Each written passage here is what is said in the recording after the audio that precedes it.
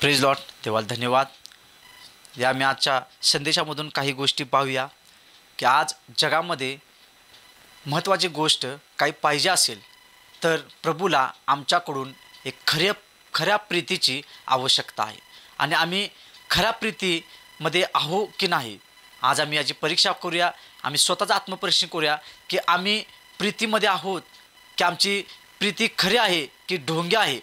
आम्ही वचनाच्याद्वारे पाहूया आणि परमेश्वर आज आमच्याशी बोलणार आहे. माझा विश्वास आहे नक्की तुम्ही सर्वजण पाहणारे आशीर्वादित होणार येशूच्या सामर्थ्य नावामध्ये. या मी आजचा संदेश आमचा आहे, आजचा शीर्षक आहे की खरी प्रीती कशी करावी. खरी प्रीती कशी करावी या मी वचनातून पाहूया. पहिले योहान याचा 4 अध्याय 7 वचन काय सांगते.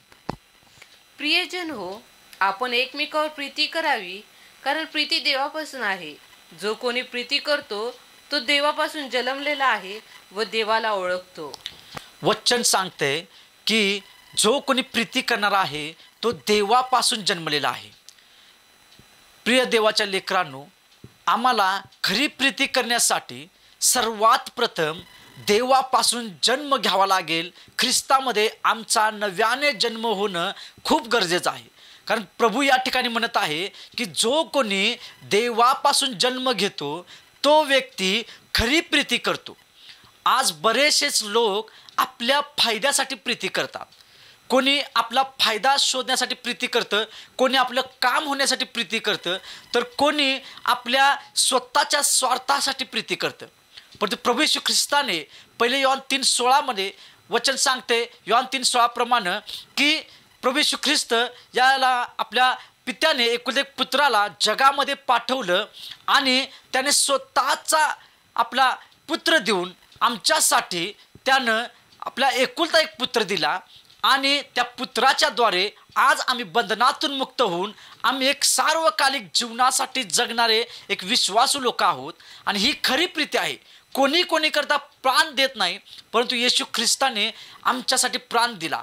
जो पित्याचा एकुलता एक पुत्र होता, जो पित्याचा आवडता पुत्र होता, त्याचा विचारसुद्धा पित्याने न करता आमच्यासाठी त्याने खरी प्रीती त्यानं दाखवली, दर्शवली की त्याने आपला पुत्र देऊन आमच्यावर प्रीतीचं एक मोठा वर्षाव त्याने केला, एक प्रीतीचा पाऊस आमच्यावर केला. आणि आज आम्ही त्या प्रीतीच्या आत्म्याच्या द्वारे आम्ही जगत आहोत आणि आम्ही त्या प्रीतीमध्ये राहत आहोत. आणि वचन सांगतं याच प्रकारे की तुम्हाला सुद्धा येशूसारखी जर खरी प्रीती करायची असेल तर आम्हाला देवामध्ये ख्रिस्तामध्ये आमचा नव्याने जन्म होणं गरजेचं आहे. आणि नव्याने जन्म होणं म्हणजे काय? आम्हाला आमच्या सर्व जुन्या सवयी, आमचा राग असेल, आमच्या काही निंदा करण्याच्या गोष्टी असतील, आमच्या मुखातील अपशब्द असतील, आमच्या सर्व वाईट सवयी असतील, एखाद्याला आमचं वागणं जे आवडत नाही, एखाद्याला आमच्या वागण्याचा ज्याला तिटकारा येतो, तिरस्कार येतो, अशा सर्व चुकीच्या सवयी आम्ही सोडून देऊन आम्ही त्या व्यक्तीला आमच्याबद्दल आदर वाटेल अशा प्रकारचं जर आम्ही जगत आहोत तर आमचा जन्म ख्रिस्तापासून झालेला आहे. आणि जो व्यक्ती देवाला ओळखतो तो नेहमी इतरांवर सर्व परिस्थितीमध्ये त्याच्यासमोर कोणताही व्यक्ती कशाही उद्देशाने आला असेल तरी तो त्याच्याबरोबर कपटाने वागत नाही, तो स्वार्थीपणाने वागत नाही, तो आपल्या स्वार्थासाठी त्या व्यक्तीला जवळ करत नाही. तर त्या व्यक्तीमध्ये खरंच त्याला कोणत्या गोष्टीची गरज आहे हे तो पाहून तो व्यक्ती त्याच्यावर प्रीती करतो, प्रेम करतो आणि त्याची प्रत्येक दुःखासुखामध्ये, गरजेमध्ये तो उभा राहतो. आणि यालाच म्हणतात देवापासून जन्म घेणं आणि देवाला ओळखणं आणि देवासारखी प्रीती करणं. ही आहे खरी प्रीती. कोणी आपल्या स्वार्थासाठी जर प्रीती करत असेल तर वचन सांगते तो ढोंगी प्रीती करतो. आणि आम्ही ढोंगी प्रीतीमध्ये जगणारे व्यक्ती नाही. आम्ही जगणारे आहोत तर खऱ्या प्रीतीमध्ये. कारण आमचा जन्म जर ख्रिस्तापासून झालेला आहे, आमचा जन्म जर देवापासून झालेला आहे तर आम्ही खरी प्रीती करणारे लोक आहोत. वचन काय सांगते आम्ही पुढे पाहूया. पहिले योहान त्याचा 4 अध्याय 20 वचन काय सांगते. मी देवावर प्रीती करतो असे म्हणून जर कोणी आपल्या बंधूचा द्वेष करेल तर तो लबाड आहे. कारण डोळ्यापुढे असलेल्या आपल्या बंधूवर जो प्रीती करीत नाही त्याला न पाहिलेल्या देवावर प्रीती करता येणे शक्य नाही. वचन या ठिकाणी पुन्हा एकदा आम्हाला शिकवत आहे की वचन या ठिकाणी म्हणतं, जो कोणी मी माझ्या बंधूवर प्रीती करतोय असं नुसतं वरच्या मनानं तो म्हणतोय, परंतु तो दिसल्यानंतर जर त्याचा तुम्ही द्वेष करत आहात, जर तुम्ही त्याला नावे ठेवत असाल, जर तुम्ही तो आल्याने तुमचा मार्ग तुम्ही बदलून जात असशिला आणि तुम्ही म्हणत असशिला की मी माझ्या बंधू प्रीती करतो, परंतु तो आल्यानंतर तुमच्या मनामध्ये राग निर्माण होत असेल, तो आल्याने तुम्हाला अडचण निर्माण होत असेल, तर वचन सांगते, प्रभू या ठिकाणी म्हणत आहेत वचनाच्या द्वारे की तो लबाड आहे आणि डोळ्यासमोर असलेला बंधूवर जर तो कोणी प्रीती करत नाही, तर प्रभू म्हणतोय मी तर तुम्हाला अजून दिसलेलो नाही, तुम्ही मला पाहू शकत नाही, तर तुम्ही माझ्यावर तरी कसे विश्वास ठेवणार? आज खरी प्रीती कोणती आहे? प्रभू या ठिकाणी कोणत्या बंधूबद्दल, कोणत्या बहिणीबद्दल म्हणत आहे? कोण आमचे खरे बंधू आणि कोण आमची खरी बहीण असेल? आम्ही वचनाकडे जर आम्ही निरखून पाहिलं तर वचन आम्हाला या ठिकाणी शिकवत आहे की जी लोक आम्हाला नेहमी तुच्छ लेखतात, जी लोक नेहमी आमचा तिरस्कार करतात, जी लोक नेहमी आमचं वाईट योजतात, जी लोक नेहमी आम्हाला खाली पाडण्याचा प्रयत्न करतात, खरे आमचे बंधू आणि बहीण तीच लोक आहेत. कारण हीच लोक नेहमी आमच्या डोळ्यापुढे येत असतात, नेहमी. कारण त्यांना आमच्याकडून बदला घ्यायचा असतो, त्यांना आमच्यावर राग व्यक्त करायचा असतो, म्हणून ते कोणत्या ना कोणत्या गोष्टीमध्ये संधी शोधत असतात आणि संधी शोधत असताना ते नेहमी आमच्या समोर उभा असतात.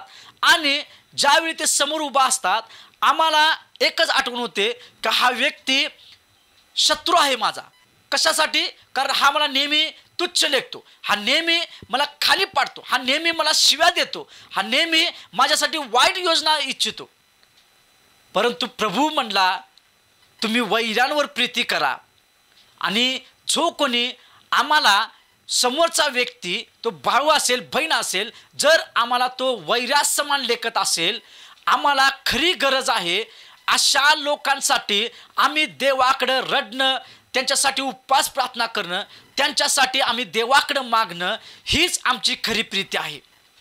अंतःकरणापासून रडून आम्ही देवाकडे मागितलं पाहिजे की प्रभू, जो भाऊ मला शिव्या देत आहे, जो भाऊ मला तुच्छ लेखत आहे, जो भाऊ मला नेहमी मला तिरस्काराने पाहत आहे, प्रभू मी त्याच्यासाठी मागतो की त्याला तू त्या गोष्टीतून, त्या वाईट सवयीतून बाहेर काढ आणि त्याचाने माझा समेट कर. आमच्या दोघांच्या मध्ये प्रीती निर्माण होऊ दे, वैर निर्माण होऊ नये. प्रभू, जर तुम्ही आत्म्याने कळवळीने अशा लोकांसाठी प्रार्थना करताय तर तुम्ही खरी प्रीती देवाच्या इच्छेनुसार तुम्ही जगत आहात, खऱ्या प्रीतीमध्ये तुम्ही राहत आहात. खऱ्या प्रीतीचा आत्मा तुमच्यामध्ये वस्ती करत आहे, वास करत आहे. या गोष्टीवरून हे दिसून येईल. बरीच लोक आपल्या सख्या भावासाठी फक्त प्रार्थना करतात, आपल्या सख्या बहिणीसाठी प्रार्थना करतात, परंतु जो तुमचा नेहमी तिरस्कार करतो, जो नेहमी तुमच्यासाठी वाईट योजना आखत असतो, तुम्हाला नेहमी कुठंतरी अडकवण्याचा, फसवण्याचा प्रयत्न करत असतो, तोच तुमचा खरा भाऊ आणि तीच खरी तुमची बहीण आहे. आणि अशा लोकांसाठी जर तुम्ही झटून देवाकडे प्रार्थना करताय, देवाकडं तुम्ही आनंदाने, तुम्ही अश्रुपूर्ण नेत्राने तुम्ही त्या व्यक्तीसाठी मागताय की प्रभू, हा व्यक्ती वाईट नाही, परंतु या व्यक्तीच्या अंतःकरणामध्ये जो दुष्ट आत्मा त्याला वापरून घेऊन काम करत आहे, त्या व्यक्तीपासून त्याला तू मुक्त कर, त्या दुष्ट आत्म्यातून त्याला मुक्त कर. आणि प्रभू, तो भाऊ चांगला आहे कारण त्याचा नाश होऊ नये अशी माझी देखील इच्छा आहे प्रभू, आणि त्याला नाशापासून तू बाहेर काढ. ही आमची खरी प्रीती आहे. काय आम्ही आज आमच्या शत्रूसाठी प्रार्थना करत आहोत काय? जो कोणी शत्रू आहे त्याला आम्ही भावा समान लेखत आहोत काय? जो कोणी शत्रू आहे आम्ही त्याला बहिणी समान लेखत आहोत काय? जर आमची खरी भाऊ बहीण कोण असतील, जे नेहमी आमचे वाईट योजना आखत आहेत, जे नेहमी आम्ही खाली पडावं म्हणून जे आनंद मानत आहेत, अशा लोकांसाठी आम्ही गुडघे झिजवले पाहिजेत. अशा लोकांसाठी आम्ही नेहमी देवाकडं, या लोकांसाठी आम्ही मध्यस्थी केली पाहिजे, रथबदली केली पाहिजे. तरच आमच्या अंतःकरणातून खरी प्रीती दिसून येईल. आणि अशा लोकांसाठी प्रभू म्हणला, जर तुम्ही शत्रूसाठी आपलं प्रेम व्यक्त करताय तर तू त्याच्या मस्तकावर निखाराची रास करशील. कारण तुझा शत्रू भुकेला असलास तू त्याला खायला दे, तू त्याला प्यावायला दे. तू तिची निंदा करू नको, तू सूड घेऊ नको. बऱ्याच वेळा आम्ही सूड घेण्याचा प्रयत्न करतो. बऱ्याच वेळा आम्ही त्या शत्रू समजून आम्ही त्याला आमच्या ताकदीने, आमच्या बुद्धीने, आमच्या योजनेने आम्ही त्याला खाली पाडण्याचा प्रयत्न करत असतो. पण प्रभू या गोष्टीच्या विरुद्ध आहे. प्रभू म्हणत आहे, माझ्या लेकरा, माझ्या मुला, तुला अधिकार नाही कोणत्याही गोष्टीमध्ये सूड घेण्याचा, कारण सूड घेणं माझं आहे, माझं काम आहे, तुझं काम नाही. आणि आम्ही नेहमी या गोष्टीची आठवण केली पाहिजे की आम्ही फक्त या शत्रूंसाठी आम्ही एक भाऊ समजून आमच्या अंतःकरणात त्याला आम्ही एक चांगले भाऊ म्हणून जागा देऊन, बहीण म्हणून जागा देऊन आम्ही त्याच्यावर प्रीती करून आम्ही देवाकडे मध्यस्थी केली पाहिजे. आम्ही नेहमी देवाकडे मध्यस्थी केली पाहिजे. जर आम्ही मध्यस्थी करतोय, जर आम्ही देवाकडे झटतोय, जर आम्ही देवाकडे रडतोय या गोष्टीसाठी, तर आमच्या अंतःकरणातून खरी प्रीती देवाला दिसून येईल. आणि ज्यावेळी ती देवाला खरी प्रीती दिसून येईल त्यावेळी प्रभू तुम्हाला या गोष्टीमध्ये आशीर्वाद केल्याशिवाय राहणार नाही. आणि हाच खरा प्रीतीचा आज संदेश प्रभू आज आम्हाला शिकवत आहे. जर आम्ही डोळ्यासमोर असलेल्या या वैरांसाठी आम्ही एक चांगला, आमचा उत्तम असा भाऊ आणि बहीण म्हणून आम्ही जर मध्यस्थी करत आहोत, तर आम्ही प्रीतीमध्ये राहत आहोत, आम्ही ख्रिस्तामध्ये जन्म घेतलेली व्यक्ती आहोत. कारण आम्ही आमचं शत्रुत्व, आम्ही आमचा राग, आमचा द्वेष, आमच्या प्रत्येक इच्छा सूड घेणं, आम्ही ज्यावेळी येशूला ओळखलं, या सर्व गोष्टी आम्ही वधस्तंभावर मारलेल्या आहेत. आणि आम्ही सुद्धा जगामध्ये ख्रिस्तासाठी या सर्व गोष्टीमध्ये आम्ही मेलेले आहोत. आणि आम्ही इथून पुढे आमच्या ठाई आम्ही जगत नाही, तर ख्रिस्त आमच्या ठाई जगत आहे. या उद्देशातून आम्ही हा उद्देश आमच्या डोळ्यासमोर ठेवून आम्ही जर जगत आहोत, तर प्रीती आमच्या जीवनामध्ये काम करेल. आणि आमच्या शत्रूवर मार देऊन आम्ही या गोष्टी करण्यापेक्षा आम्ही त्याला आनंदाने आम्ही त्याला जिंकू शकतोय. आणि हीच आमची खरी प्रीती आहे, हीच आमची खरी प्रीती आहे. आणि असा प्रीती करणारा देवाला आवडतो. आणि देव त्याच्यासाठी प्रत्येक गोष्टी, आशीर्वादाच्या वाटा रिकाम्या करतो. वचन आमचं पुढं काय सांगते आम्ही पाहूया. नीतिसूत्रे याचा 24 अध्याय 17 वचन. तुझा वैरी पडला तर त्याबद्दल आनंद मानू नको, तू जमीनदोस्त झाल्याने तुझे मन उल्हासू नये. वचन या ठिकाणी आम्हाला पुन्हा एकदा प्रभू येशू ख्रिस्त शिकवत आहेत की तुझा वैरी पडला तर तू आनंद मानू नको. बरीच लोक आज प्रार्थना करतात की प्रभू, हा व्यक्ती मला त्रास देत आहे, याला तू चांगला धडा शिकव. प्रभू, ही बहीण मला त्रास देत आहे, हिला अक्कल येण्यासाठी, हिला अद्दल घडवण्यासाठी तू प्रभू तुझ्या पद्धतीनं काम कर. माझ्या भावांना आणि बहिणींनो, ज्यावेळी एखादा भाऊ, एखादा बहीण जे तुमचा तिरस्कार करत आहेत, जे तुमच्या प्रीती करत नाहीत, जर ते अडचणीमध्ये असतील, जर ते दुःखामध्ये असतील, जर ते समस्यामध्ये असतील आणि जर ते खाली पडलेले असतील, तुम्ही ज्यावेळी त्यांना पाहशिला, तुम्ही आनंद मानू नका. बऱ्याच लोकांना आनंद होतो, बघा हा व्यक्ती नेहमी माझी निंदा करत होता, नेहमी मला शिव्या शाप देत होता, नेहमी मला हा तुच्छ लेखायचा, आज याला माझ्या देवानं, परमेश्वरानं बरोबर शिक्षा दिलेली आहे. हा बघा याचा ॲक्सिडेंट झाला, बरं झालं देवानं याला चांगली अद्दल घडवली आहे, बरं झालं ह्याला देवानं खाली पाडलेलं आहे, बरं झालं हा अंतराशी खेळलेला आहे, कारण देवानं याला असं केलेलं आहे, कारण त्यानं मला बडबडलं आणि मी प्रार्थना करत होतो की देवा याला तू तुझ्या पद्धतीनं काम कर, आणि देवानं असं काम केलेलं आहे. माझ्या भावना आणि बहिणींनो, देव अशा पद्धतीनं कधीही काम करत नाही. वचन सांगते, तो म्हणला तुझा वैरी पडला असताना तू आनंद मानू नको, कारण तो आनंद देवापासून नाही, तो आनंद दुष्ट आत्म्यापासून आहे. एखादा भाऊ जर तो तुमचा वैरी असताना जर तो खाली पडला, तर तुम्ही त्याच्यासाठी प्रार्थना करा. त्याच्या दुर्बलतेमध्ये, त्याच्या सर्व गोष्टीमध्ये तो कशा रीतीने उभा राहील याच्यासाठी तुम्ही झटा, याच्यासाठी तुम्ही शोध करा. देवाकडे तुम्ही मध्यस्थी करा, प्रार्थना करा की प्रभू, त्याने मला कितीही काही बोललं असेल, प्रभू ते सर्व तुझ्या गौरवासाठी आहे. आणि प्रभू आज तो अडचणीत आहे, आज तो दुःखामध्ये आहे, प्रभू त्याला तू उभा कर, प्रभू त्या व्यक्तीला तू उभा कर.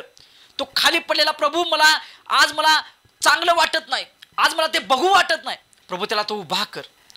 आज जर तुम्ही अशा लोकांसाठी आनंद न मानता कळवळीने रडून तुम्ही जर प्रार्थना करताय, रडून तुम्ही प्रार्थना करताय, तर तुमची खरी प्रीती देवाला आणि त्या शत्रूला सुद्धा दिसून येईल आणि त्या शत्रूचं रूपांतर मैत्रीमध्ये होईल.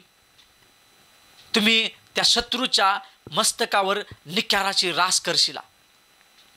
वचन सांगते, तू म्हणत आहे तुझा वैरी पडल्यावर तू आनंद मानू नको. आम्ही पुन्हा एकदा वचन वाचूया, ते काय सांगतं वचन.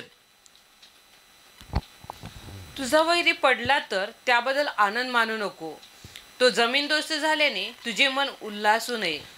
जर तो खूप बिकट परिस्थितीमध्ये गेला, जमीन दोस्त झाला, त्याला तो इतका डिप्रेशनमध्ये गेला की त्याला आत्महत्येचा पर्याय जर सुचत असेल, जर तो म्हणत असेल आता माझ्या जगामध्ये कोणी नाही, जर तो तुमचा शत्रू जर विचार करायला लागला की माझ्या जीवनात असं संकट आलेलं आहे की आता माझ्या सोबत कोणी नाही, हीच तुमची खरी प्रीती दाखवण्याची वेळ आहे की अशा परिस्थितीमध्ये त्या भावाला तुम्ही उभा करा, तुम्ही त्याच्या सोबती राहा, तुम्ही त्या परिस्थितीमध्ये त्याला एक चांगलं मार्गदर्शन करा की माझ्या भावा, माझ्या बहिणी, तू मला बोललेलं मी विसरलो आहे, काही प्रॉब्लेम नाही, चल मी तुझ्यासाठी प्रार्थना करतो, देव तुझ्या सोबत आहे, येशू तुझ्या सोबत आहे आणि येशू तुला यातून उभा करणार. जर तुम्ही अशा प्रकारे जमीन दोस्त झालेल्या व्यक्तीला, त्या शत्रूला जर तुम्ही उभा करताय, त्या शत्रूचा समेट प्रभू तुमच्या बरोबर करणार. कारण तो म्हणतो स्तोत्र 23 मध्ये की तुझ्या शत्रूच्या समोर मी तुला ताट वाढीन, तुझ्या डोक्याला मी तेलाचा अभ्यंग करेन, तो म्हणत आहे. आणि ही वेळ आहे त्या शत्रूसमोर आमच्या ख्रिस्ताची खरी प्रीती दाखवून देण्याची.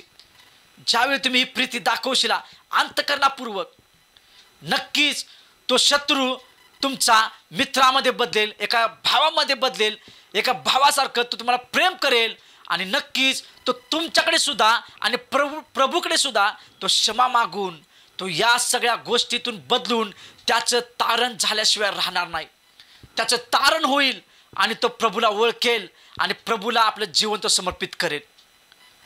कधी आम्ही आमचा शत्रू पडला असताना आम्ही आनंद मानू नये, कधीही उल्हास मानू नये.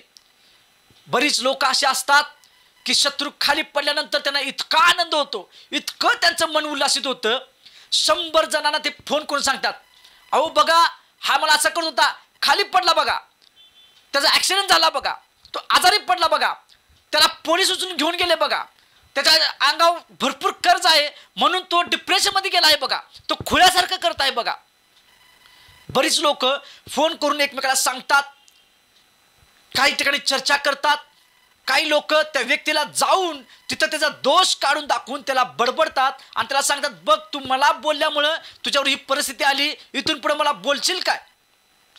अशा प्रकारे काही व्यक्ती आपलं मन आनंदित करतात, आपलं मन उल्हासित करतात आणि जाऊन देवाला धन्यवाद देतात, प्रभू धन्यवाद, जो माझी निंदा करत होता, जो मला नेहमी नावटत होता, तो आज खाली पडला, मी तुला धन्यवाद देतो प्रभू, तू माझी प्रार्थना ऐकलीस.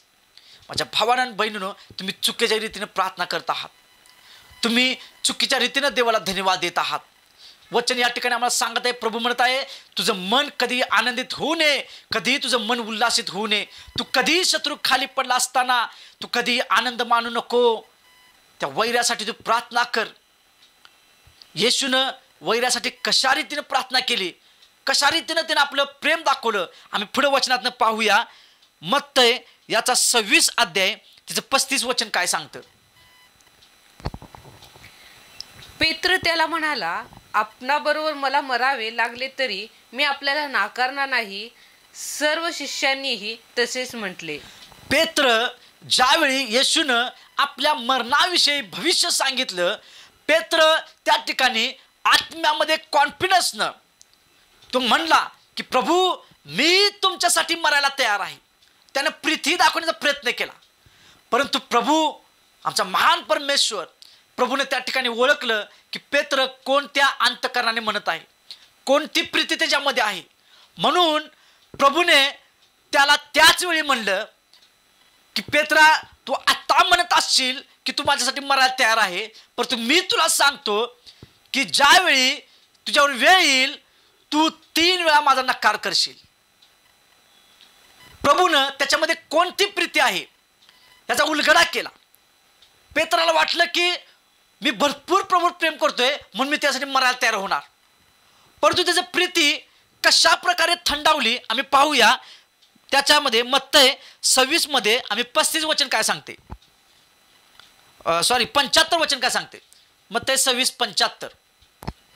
तेव्हा कोंबडा आरवण्यापूर्वी 3 वेळा तू मला नाकारशील असे जे येशूने पेत्राला सांगितले होते ते त्याला आठवले आणि तो बाहेर जाऊन मोठ्या दुःखाने रडला. वचन सांगते ज्यावेळी येशूला धरून नेत होते, मारत होते, काही लोक पेत्राला 3 वेळा लोकांनी त्या ओळखलं. पहिली व्यक्ती म्हणली हा सुद्धा येशू बरोबर आहे. दुसरी व्यक्ती म्हणली हा गालिली आहे. तिसरा व्यक्ती म्हणला हा येशूचा शिष्य आहे. पेत्र म्हणला अहो तुम्ही काय बोलताय, मला ओळखत नाही, मला समजत नाही. नाही नाही मी त्याचा शिष्य नाही.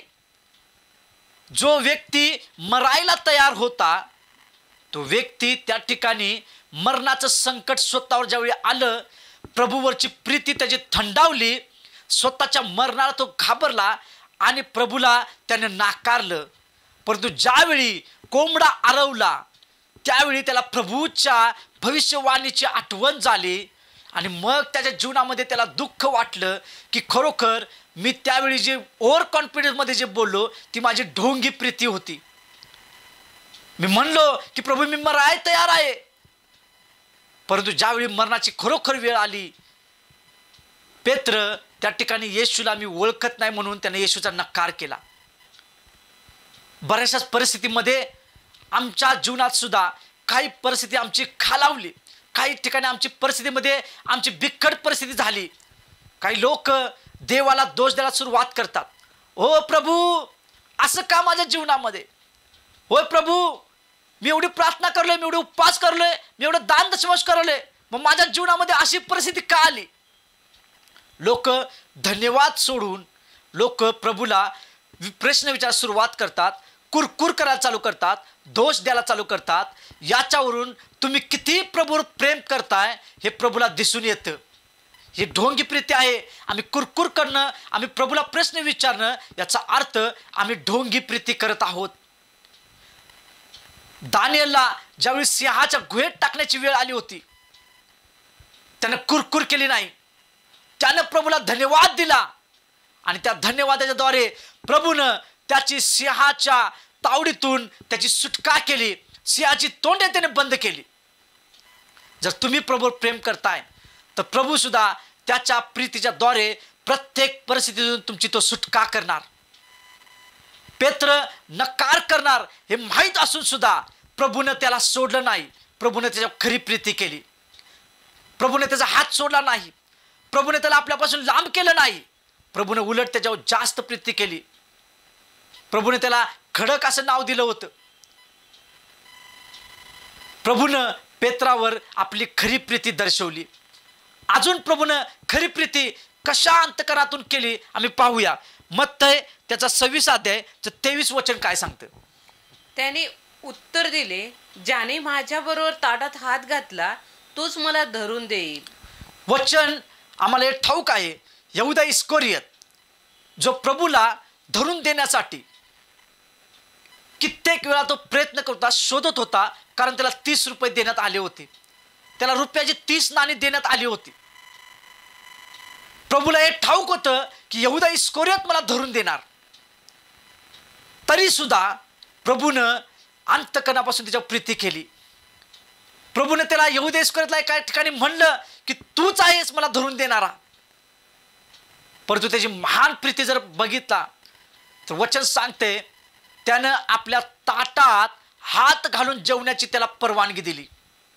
ज्यावेळी येशू ख्रिस्त जेवण करत होते, भोजन करत होते, यहुदा इस्करियोत येशूच्या ताटामध्ये हात घालून जेवला. येशूला माहित होतं हाच व्यक्ती मला धरून देणार आहे, हाच व्यक्ती मला मरणाच्या स्वाधीन करणार आहे. जे भयानक मरण माझ्या जीवनामध्ये येणार आहे या मरणासाठी मला धरून देणारा कोण आहे तर यहुदा इस्करियोत आहे. तरी सुद्धा त्यानं आपल्या ताटात हात घालून जेवण्याची त्याला परवानगी दिली. येशूनं खरी प्रीती दाखवली.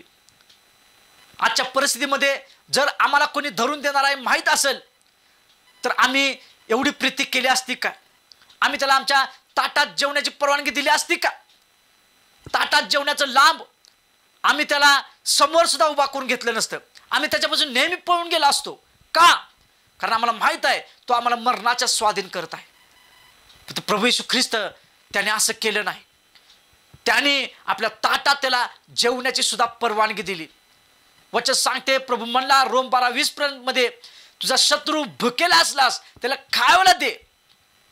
हा शास्त्र एक प्रभूने त्या ठिकाणी पूर्ण करून दाखवला. यहूदा इस्करियोत मोठा शत्रू प्रभूचा होता, धरून देणार होता. प्रभूला माहित होतं, तरी सुद्धा तो भुकवलेला आहे हे माहीत असून सुद्धा येशूनं त्याला आपल्या ताटात आपल्या जेवण्याची त्याला परवानगी दिली. एक मोठी प्रीती प्रभूनं यहूदा इस्करियोत सुद्धा केली. तो प्रीती का करत होता? कारण तो पाहत होता जर यहूदा इस्करियोत याच्याद्वारे सुद्धा बदलला तरी प्रभू त्याला आपल्या जवळ करेल. वचन काय सांगते पुढे आम्ही पाहूया. मत्ती 26:49 वचन काय सांगते? मग त्याने लागलेच येशू जवळ येऊन गुरुजी सलाम असे म्हणून त्याचे चुंबन घेतले. जो शत्रू धरून देणार आहे, फक्त त्याला खायला दिलं नाही, स्वतःचं चुंबन घेण्याचा सुद्धा अधिकार दिला. कोण आपल्यामध्ये आहे काय? जो शत्रू आहे त्याला आपलं चुंबन घेण्याचा तो अधिकार देतो, त्याला आपला मुक्का घेण्याचा तो अधिकार देतो. आजच्या या युगामध्ये, आजच्या या वेळेमध्ये, या कठीण दिवसामध्ये जर आम्ही पाहिलं तर आज शत्रू दिसताक्षणी त्याला मारायला लोक धावतात. तो कशा प्रकारे मरल किंवा कशा प्रकारे तो आमच्यापासून दूर होईल याच्या शोधामध्ये ते असतात. पण प्रभू येशू ख्रिस्ताने एक महान प्रीती केली. तो धरून देणार आहे हे माहीत असून सुद्धा त्यानं स्वतःचं चुंबन घेण्याचा अधिकार दिला. 12 शिष्यांमध्ये 11 शिष्य जे होते त्याने कोणी कधी येशूचे चुंबन घेतले नाही. परंतु जो धरून देणारा, जो शत्रू होता, ज्यानं पैशासाठी इतक्या महान देवाची सुद्धा त्यानं काळजी केली नाही, अशा व्यक्तीला प्रभूनं स्वतःचं चुंबन घेऊन एक मोठी प्रीती त्या ठिकाणी दर्शवली. एक मोठं प्रीतीचं चिन्ह त्या ठिकाणी उभा केलं. आणि येशूनं मी किती खरी प्रीती करतोय, मी किती प्रीतीचं मोठं एक भांड आहे हे प्रभूनं त्या ठिकाणी दाखवून दिलं. किती मोठं भांडार आहे प्रीतीचं प्रभू. कोण आहे का की शत्रूला चुंबन घेण्याचा अधिकार देतो, आपल्या ताटामध्ये जेवण्याचा अधिकार देतो, आपला नकार करून, आपला तिरस्कार करून सुद्धा त्याचा हात तो सोडत नाही. इतका महान तो देव आहे, इतका महान तो परमेश्वर आहे, इतका महान आमचा प्रभू आहे. आम्ही जर ख्रिस्तामध्ये जन्म घेतलेले व्यक्ती आहोत तर येशूसारखी आम्हाला प्रीती करता आली पाहिजे. आम्ही आमच्या शत्रूला आम्ही नेहमी एक आमच्या भावाप्रमाणे बघितलं पाहिजे. आम्ही नेहमी त्याची उन्नती कशा प्रकारे होईल, तो प्रभूमध्ये कसा वाढेल, तो या गोष्टीपासून कसा बदलेल याचाच आम्ही नेहमी विचार केला पाहिजे. आम्ही नेहमी तो कशा प्रकारे या वाईट सवयीतून सोडून नाशातून बाहेर येईल आम्ही याचा विचार केला पाहिजे. आम्ही या गोष्टीसाठी धडपड केली पाहिजे. कारण जो शत्रू असतो तो एखाद्याला मारण्याची इच्छा बाळगतो तर तो अग्नीमध्ये आहे. आणि वचन सांगते तुम्ही लोकांचं अग्नीमधून ओढून तारण करा. आम्ही अशा अग्नीत सापडलेल्या लोकांसाठी आम्ही तारणासाठी आम्ही झटलं पाहिजे. आम्ही आमच्या घरामध्ये आमचं दार लावून आम्ही 2 तास 3 तास 4 तास आम्ही कडक उपवास आणि प्रार्थनेमध्ये जाऊन त्या लोकांची बंधनं आम्ही तोडून आम्ही त्यांना मुक्त केलं पाहिजे. आणि त्यांना प्रभूची ओळख करून देऊन आम्ही आमची प्रीती दर्शवली पाहिजे. ही आहे एक खरी प्रीती. आणि ही प्रीती कोण करू शकतो? जर खरी प्रीती आम्हाला करायची असेल तर आम्ही कशा पद्धतीने करू शकतो? आम्ही वचन पाहूया. 1 योहान याचं 4 अध्याय त्याचं 16 वचन. देवाची आपल्यावर जी प्रीती आहे ती आपल्याला कळून आली आहे व आपण तिच्यावर विश्वास ठेवला आहे. देव प्रीती आहे. जो प्रीतीमध्ये राहतो तो देवामध्ये राहतो व देव त्याच्यामध्ये राहतो. वचन या ठिकाणी आम्हाला पुन्हा एकदा प्रभू येशू ख्रिस्त शिकवत आहेत. प्रभू म्हणत आहे जो खरी प्रीती करतो तो देवाला ओळखतो. पिता म्हणत आहे ज्याचा अंतकरण प्रीतीचा आहे त्याच्या अंतकरणामध्ये मी राहतो, मी स्वतः राहतो आणि तो सुद्धा माझ्या सानिध्यामध्ये राहतो. आज आमच्या अंतकरणामध्ये पवित्र आत्मा असणं किती गरजेचं आहे. देवाचा आत्मा, तो प्रीतीचा आत्मा असणं किती गरजेचं आहे. ज्याच्या अंतकरणामध्ये कळवळीचा आत्मा आहे, पवित्र आत्मा आहे, ज्याच्या अंतकरणामध्ये देवाचा आत्मा वास करत आहे, तो नेहमी सर्व लोकांना सर्व परिस्थितीमध्ये तो प्रीतीनेच पाहतो. तो कधी वाईट नजरेने पाहत नाही, तो कधी शत्रुत्वाने पाहत नाही, तो कधी तिरस्काराने पाहत नाही, तो कधी तुच्छ भावनेने पाहत नाही. तो नेहमी प्रीतीच्या नजरेने पाहतो, तो प्रीतीच्या त्या नेत्राने पाहतो. आणि आम्हाला गरज आहे त्या देवाच्या आत्म्याची. तो देवाचा आत्मा, प्रीतीचा आत्मा आमच्यामध्ये असणं गरजेचं आहे. जो प्रीती करतो, प्रभू म्हणत आहे मी त्याच्या अंतकरणामध्ये वस्ती करतो. 1 कोरिंथ 3:16 प्रमाणे आमचं शरीर ते देवाचं मंदिर आहे. आणि तो म्हणत आहे की तुमचं शरीर माझं मंदिर असताना माझा आत्मा तुमच्यामध्ये वास करत आहे. खरंच ज्याच्या अंतकरणामध्ये देवाचा आत्मा वास करत आहे तो व्यक्ती नेहमी इतरांवर, सर्वांवर तो प्रीतीच करतो. त्याच्या जीवनामध्ये कधीही राग नाही, रागाचा आत्मा कधीही राहत नाही. कारण त्याला रागाच्या आत्म्याला त्या ठिकाणी जागा उरलेली नाही, कारण देवाचा आत्मा त्या ठिकाणी आहे. तो नेहमी इतरांना मदत करतो, तो नेहमी इतरांना खाली पडला असा तर तो उभा राहतो. तो नेहमी ज्याच्या अंतकरणामध्ये देवाचा आत्मा आहे तो व्यक्ती नेहमी इतरांसाठी धडपडत असतो, झटत असतो. तो कधी पळ काढत नाही, कुठल्याही परिस्थितीमध्ये पळ काढत नाही. त्या व्यक्तीची तो शेवटपर्यंत साथ धरतो आणि त्या व्यक्तीला तो उभा करतो. आणि त्या व्यक्तीसाठी तो नेहमी उपवास आणि प्रार्थनेमध्ये जाऊन देवाकडे तो मध्यस्थी करून रडून तो आपली प्रीती दर्शवत असतो. आज आम्हाला गरज आहे या खऱ्या प्रीतीची. आज आम्हाला गरज आहे अशा देवाच्या आत्म्याची. आज आम्ही प्रार्थना करूया की प्रभू तुझ्या खऱ्या प्रीतीचा स्वभाव आणि तो आत्मा माझ्यामध्ये उतरू दे. आणि आम्ही त्या प्रीतीच्या आत्म्याद्वारे आम्ही सुद्धा तुझ्यासारखं बाप्पा आम्ही वर्तन करून आम्ही एका प्रीतीमध्ये राहून प्रभू आम्ही तुझं नाव उंच करू, तुझं गौरव करू. ज्यावेळी आम्ही प्रभू तुझ्या समोर न्यायाच्या दिवशी उभा राहीन, आम्ही प्रीतीमध्ये आम्ही खाली पडलेलं नसेल. अशा प्रकारे प्रभूकडे आम्ही प्रार्थना करू शकतो. देवबाप तुम्हाला या वचनाद्वारे आशीर्वाद करू.